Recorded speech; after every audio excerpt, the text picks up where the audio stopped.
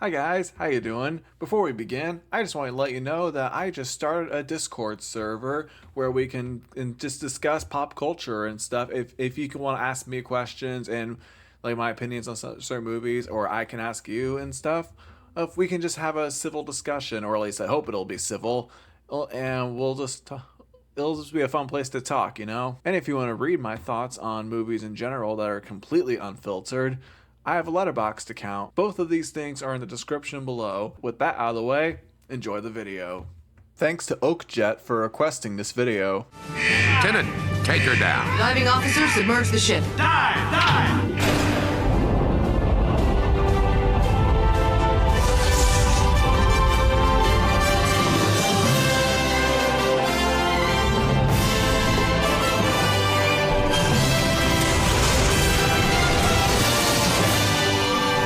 Looks like all our chances for survival rest with you, Mr. Thatch. You and that little book.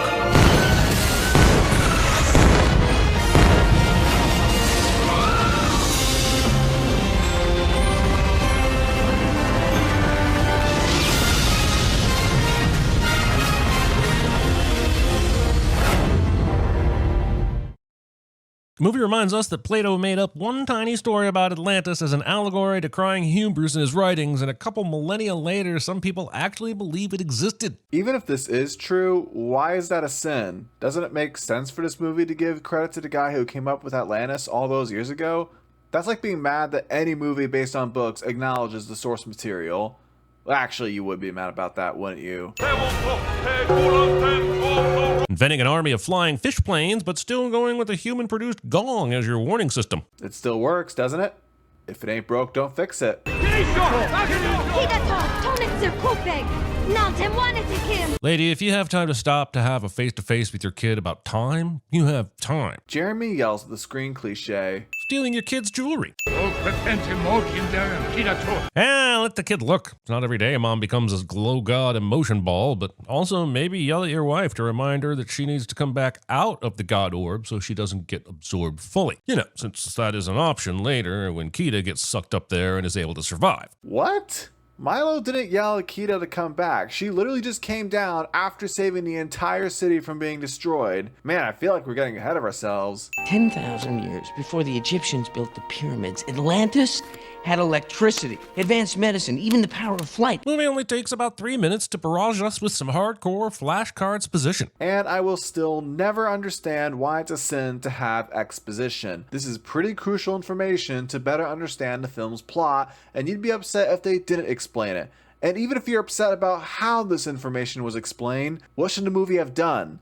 Wouldn't you just be mad at that too? Who let Milo have a mummy in his office? Of all the things to do in a museum, f***ing with a mummy has to be the worst. Jeremy points things out on the screen cliche. This museum funds scientific expeditions based on facts. Somehow making this a villainous stance to take. It's not though. Milo doesn't have real facts to prove that Atlantis exists until he gets the Shepherd's Journal. Here, take a trolley to the Potomac and jump in. Maybe the cold water will clear your head. Fine? Also, in under 10 minutes, the adults have said they want to step in front of a trolley, push someone in front of a trolley, and now pay for their annoying coworker's passage to jump off a cliff, so to speak. I knew I wasn't going to like this movie much, but I didn't know I'd hate so deeply. Yeah, I know there are going to be people watching this that want me to sin Jeremy for implying this movie isn't good, but I want to focus on why this is a sin.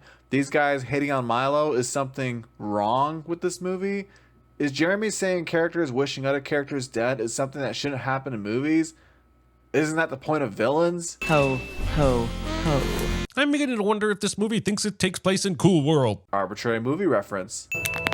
This movie does not contain a trigger warning for all of the body adjustment noises. Holy sh**. That's probably why this movie was rated PG. It's the Shepherd's Journal. This book is the equivalent of typing Washington, D.C. to legendary Atlantis into MapQuest and printing out the instructions on your grandparents' old computer with just enough ink to spit out a semi-coherent string of steps to get you where you need to go. What?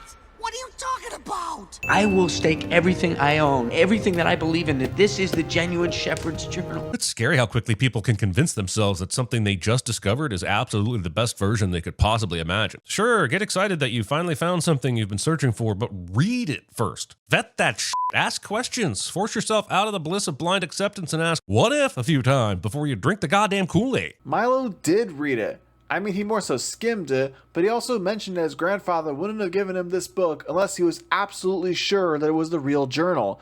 Mr. Whitmore, my grandfather would have known if this were a fake. I would know. I will stake everything I own, everything that I believe in, that this is the genuine Shepherd's Journal. It truly is amazing how you can make movies look bad when you cut most of the context out. I will find Atlantis on my own. I mean, if I have to rent a rowboat. Congratulations, Milo. This is exactly what I wanted to hear. And instead of just telling you, well, I acted like a crazy old man who didn't care about it at all to test your commitment, because I've seen how cool that reveal is in so many other movies. It's like when Colonel Phillips tosses that grenade in Captain America, or like Wesley pretended to be the Dread Pirate Roberts, or like how Willy Wonka is addicted to those kids. Do you like movies, Milo? I mean, there's a reason why it happens in all those examples you gave.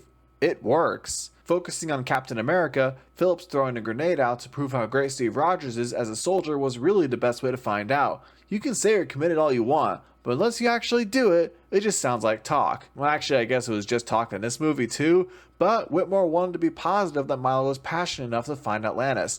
Let's not forget that this is a super dangerous mission where people actually died. My cat. My gosh. This asshole stole his cat. Lying about the movie, eh?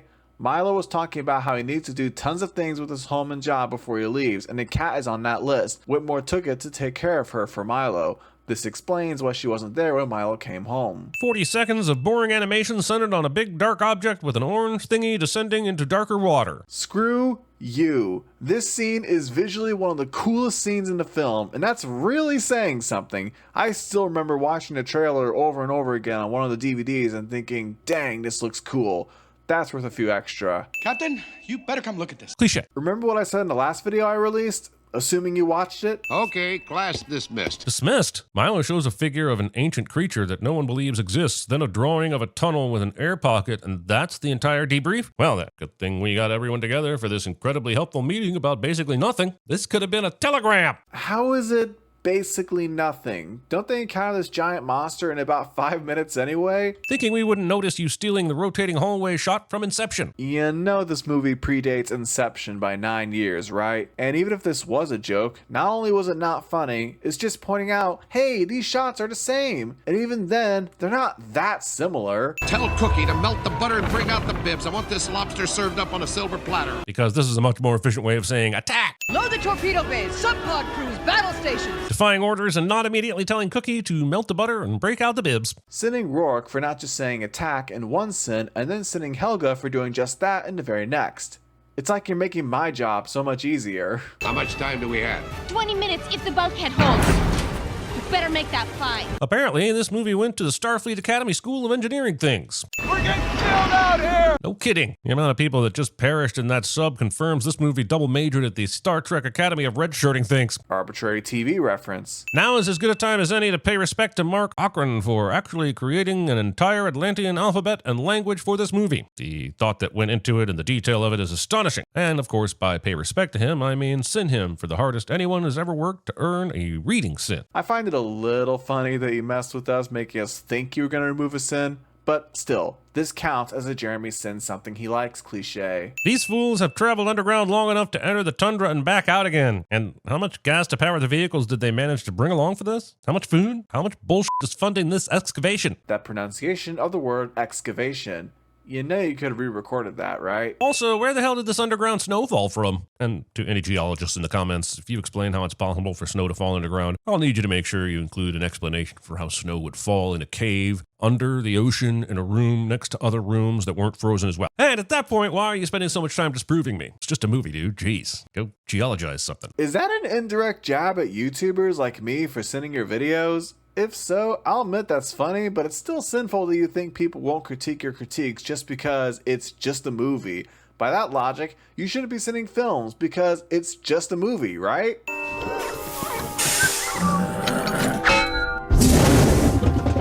She lives! Hey, what'd you do? Sorry, that was one of the mechanic things you forgot. This movie sets up a female character to be an expert, only to have the male character show her up and mansplain how he did it. That's sexist. I mean, you know, it's an honor to be included in your... Mole! Half for Forgive me. I will not. Jeremy yells at the screen cliche. Hey, Milo, don't you ever close that book. The very book that will save you from dying and decomposing alone in an underground sea cave? Are we really mocking the bookworm in this scenario when the contents of the book will save their lives? He's already read it a bunch, as Sweet points out. And Audrey is just saying this so he can chill for just a second and socialize. You know, like me at family get-togethers. Tell the kid the truth. My family owned a flower shop. Why is everyone suddenly giving Milo backstories to their life and personal details? It's because they're going to make a heartwarming switch from asshole to lesser asshole, isn't it? They're going to spend a few days with each other anyway. Might as well get to know them. A mysterious blue glowy people help heal a protagonist invader with nature and Looks like Avatar is getting copied by another movie again, which is what Avatar is known for, being copied, and a totally original story itself that other movies copy. Again, I can't tell if you're pretending to not know that Avatar technically came out 8 years after this movie, but you also bring up that Avatar isn't that original anyway. So yeah, this is just another example of James Cameron being a huge plagiarizer. Welcome to the city of Atlantis. These Atlanteans have been watching the progression of Milo's party for some time. They've seen them exploding pillars and desecrating their sacred Why welcome them? Throw them into the lava. Are you not pretending you haven't seen this movie already? You earlier brought up the very end of the film, so yes, you are pretending. Kita explains that Atlantis is dying right now, and she needs help to figure out how to fix it. The fact that Milo found his way here and spoke their language made her realize that maybe Milo can help. You presume much to think you are welcome here. Apparently in the movie Triple majored at the Starfleet Academy of Leonard Nimoy outclassing the material of things as well. Sending Leonard Nimoy. Return to your people. You must leave Atlantis. At once. But 60 seconds ago he said, so why let them go now? Throw them into the lava and end this stupid movie already. Calling this movie stupid. That's worth a few extra. I mean, how did all of this end up down here? There was a whole scene at the beginning of the movie, Milo. Pay attention and quit trying to exposition me with something I already saw. Irony. You do swim, do you not? Remember, Kita is just a cartoon. Remember, Kita is just a cartoon. Remember. Well, isn't this funny? Remember this Cinema Who Framed Roger Rabbit video? Also, the movie says it's okay to be attracted to cartoons, and I'm okay with that. And I am not okay with that. Yeah, but she's still a human character. Have you seen the amount of cartoon characters guys get attracted to? I even use Kita as an example. Man, it's amazing how many things can look planned out, right? Anyway, yeah, this is Jeremy sending Roger Rabbit for live action characters being attracted to cartoons and then doing that himself right here. Don't you get it? The power source I've been looking for, the bright light you remember, did the same thing. That cannot be. You'd think so, Kita, but it's amazing how many times those kind of coincidences happen in movies like this. Makes you wonder if you're in a simulation, huh? Another coincidence, Sin. Next. Plot twist for the kids! The adults you once trusted, laughed at for their silly shenanigans, and even came to love with their stories were assholed the whole time! F you kids. Now you know what real life is like. Just when you think you know someone, you pop out of a swim in the ocean of life only to meet the real people holding a gun to your face while they remove their fake masks of civility. Oh no, the movie surprised kids! Wait, why is that a sin? Are you now saying it's sinful for kids to be surprised by the I am your father twist? If so, that makes me so angry beyond the capacity for rational thought. Mercenary. I prefer the term adventure capitalist. Casually mentioning a mobile game that stole years of my life. Arbitrary mobile game reference, I guess. Rourke manages to figure out where the power is hidden by standing in a shallow bit of water for a split second. It's not even a puzzle to figure out or a code or anything. Atlantean technology is really dumb when you think about it. There's a reason Jeremy cut most of the scene out. The only clue Rourke was given to find a crystal was, the heart of Atlantis lies in the eyes of her king. Then he sat on Spock's throne and saw the pattern of the ground match the symbol in a shepherd's journal. The heart of Atlantis lies in the eyes of her king. This is it. We're in. That's how he figured out that he needed to stand on this exact spot. CinemaSins is being very dishonest here by not showing the full context so they can create a terrible sin. And some people wonder why videos like mine exist. Also misspelling Rourke. Let it be known that Atlantis' security system hates pebbles in water. I don't know how to explain it. It's their deity. It's their power source. Well, those are two different things, and a scientist should at least be able to make some guesses. But if the movie wants to go with mystical masquerading as science, I guess we'll just send the mystical masquerading as science. I'm just confused about what your point is. How does these things being two different things have anything to do with Milo being a scientist? I should figure this out. Like, what?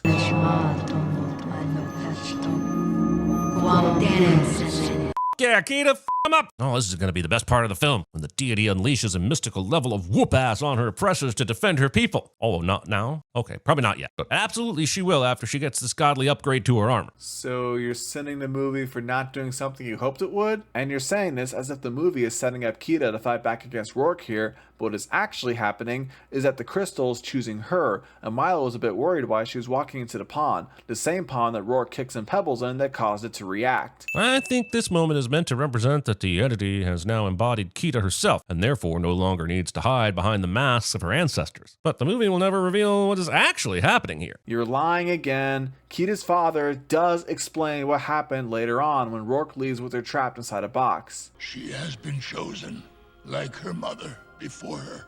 What? In times of danger, the crystal will choose a host, one of royal blood, to protect itself and its people. It will accept no other. Wait a minute. Choose. So this thing is alive? In a way.